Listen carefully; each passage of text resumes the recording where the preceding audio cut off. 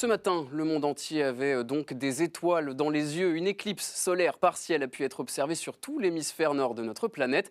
En Normandie aussi, le phénomène était bien visible avec, bien évidemment, les précautions d'usage.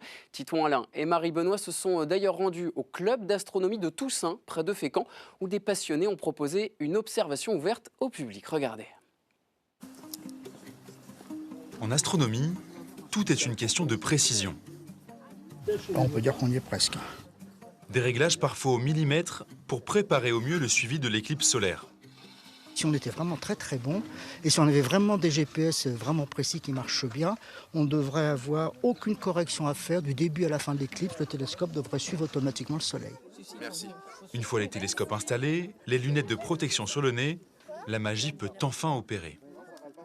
Que le bal commence. On distingue le bord de la Lune qui commence à mordre sur le Soleil. Sous les yeux émerveillés des spectateurs, plus d'un quart de la silhouette du Soleil va disparaître pendant près de 2 heures. C'est une éclipse partielle de Soleil qui est faite par l'ombre de la Lune. Alors pourquoi ? Le Soleil, c'est notre étoile, il ne faut pas oublier, c'est une étoile. Et on a la Lune qui est un satellite naturel de la Terre qui tourne autour de nous. Et son ombre d'ailleurs se projette actuellement sur le Soleil. Parmi la cinquantaine d'habitants venus assister au spectacle, des enfants, la tête dans les étoiles pour la première éclipse de leur vie. Vas-y ma grande. Merci. J'aime beaucoup la lune, le soleil. C'est magnifique parce qu'il y a beaucoup. On voit une bonne partie qui a été bien mangée. Donc c'est super beau. C'est trop beau.